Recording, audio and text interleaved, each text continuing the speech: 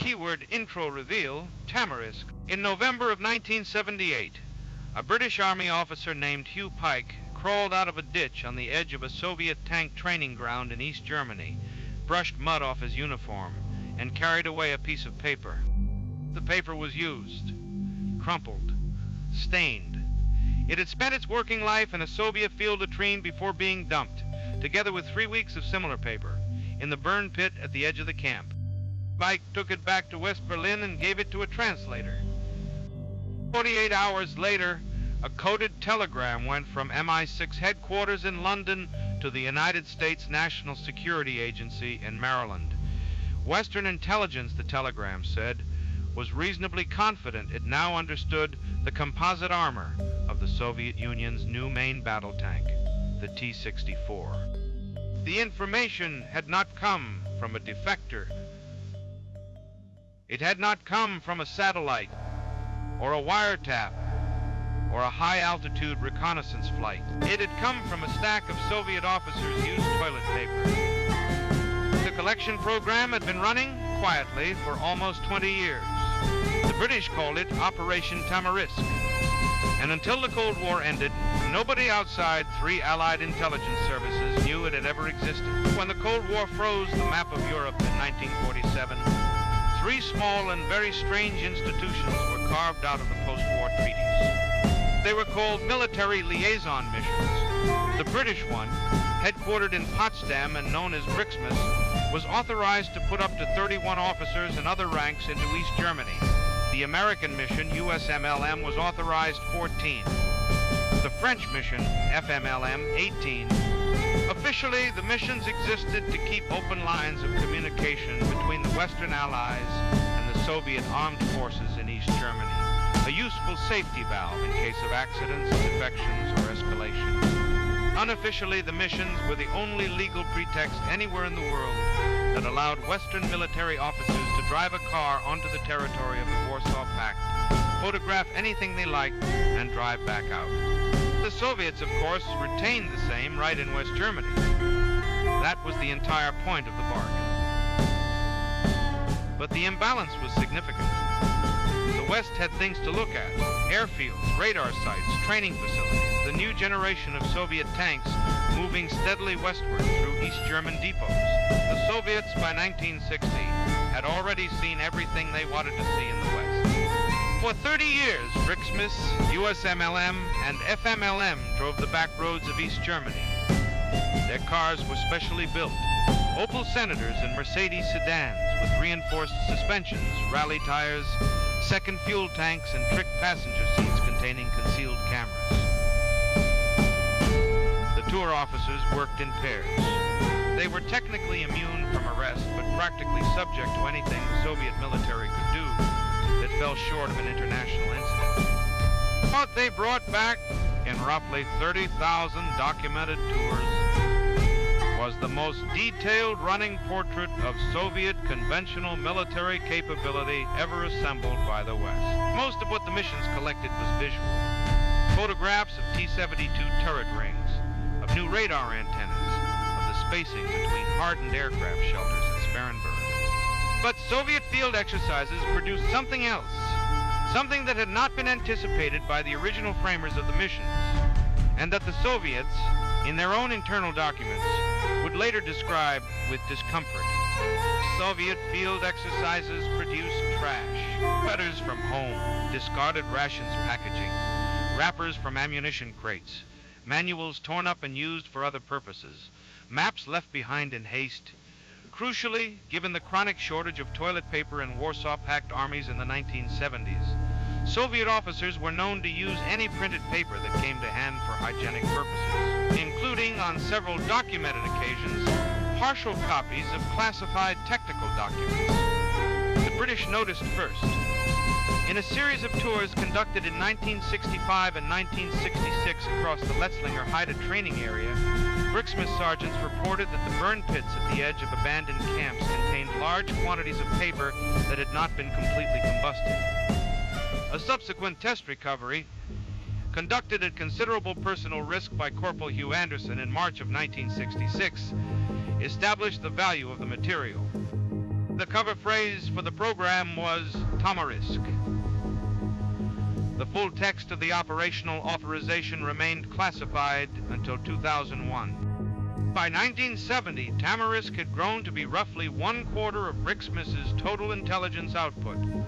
By 1980, the figure was closer to 40%. The single most cited Tamarisk find was a discarded technical handbook recovered in 1976. It described, in fragments, the layered composite armor used in the T-64 tank. The West had known, since the late 1960s, that the T-64 represented a generational leap in Soviet armor design. What it had not known was why. British and American gunnery experts could not understand how the tank's front turret was resisting penetration tests that had defeated every previous Soviet armor. The handbook fragments answered the question. The T-64's frontal armor contained ceramic inserts, specifically a ceramic and steel sandwich arrangement that the Soviets called K combination. The composite was not better steel. It was a different kind of barrier entirely. Within 18 months, NATO had redesigned its main anti-tank munitions to defeat the new composite. Within 5 years, a public version of the same composite armor, under the British name Chobham, was rolled out on the Challenger tank. A piece of intelligence that altered the balance of NATO ground combat in Central Europe had been recovered from a Soviet officer's latrine by a corporal who knew which dumpsters to climb into, wearing a brigade uniform under his oilskin. When the project's existence was finally acknowledged, in 1993, the BRIXMIS internal history recorded the corporal's name and rank with what one suspects is the very driest possible British understatement. This individual, the citation reads, displayed initiative and resource. Tamarisk was not safe. Soviet camp security was, by deliberate Soviet policy, unpredictable. Some tours were waved through, some were shadowed. Some were rammed off the road by a Soviet truck that had developed, with extraordinary timing, a sudden brake failure. In 1984, USMLM Sergeant First Class Jesse Haney was injured when his tour car was deliberately rammed by a Soviet armored personnel carrier at high speed near Ludwigslust. In March of 1985, a USMLM officer named Major Arthur Nicholson photographed the inside of an abandoned Soviet tank shed near Holly. He was approached by a Soviet sentry. The sentry was 19 years old. He had been on duty for 3 hours. He fired 1 round from his AK-74. Major Nicholson bled to death in the snow outside the tank shed before his driver, who had been ordered out of the car at gunpoint, was permitted to call for help. There were no consequences for the sentry. There were no consequences, formally, for the Soviet command structure. The incident produced one of the longer cables ever sent from the United States Embassy in Moscow, and a Cold War crisis that the Reagan administration deliberately chose not to escalate. Tour operations continued. The data continued to be collected. The trash continued to be sorted. In November of 1989, the Berlin Wall came down. In October of 1990, Germany was reunified. The military liaison missions, whose entire reason for being depended on the existence of a militarized inner German border, were dissolved. The BRIXMIS officers held a quiet dinner in their Potsdam mess. They burned their tour reports, not because the reports were still secret, but because they were British, and the proper way to close down a 30-year intelligence operation was to make the paperwork disappear with it. In 1993, a former BRIXMIS officer named Tony Garrity published a book describing the missions in unprecedented detail. The British Ministry of Defense prosecuted him under the Official Secrets Act, lost the case, and quietly stopped trying to suppress the history. By the early 2000s, the full picture of Operation Tamarisk had become public, recovered, fittingly, not from a Soviet dumpster, but from a stack of pension-era memoirs. A generation of intelligence analysts has grown up in a world where signals intelligence, satellite reconnaissance, and machine learning models do most of the work that used to be done by an unarmed British corporal in an Opel Senator with a shovel in the trunk. But the trade has not entirely changed. In 2024, French investigators identified a Russian intelligence officer operating out of the Russian embassy in Paris by collecting his discarded restaurant receipts.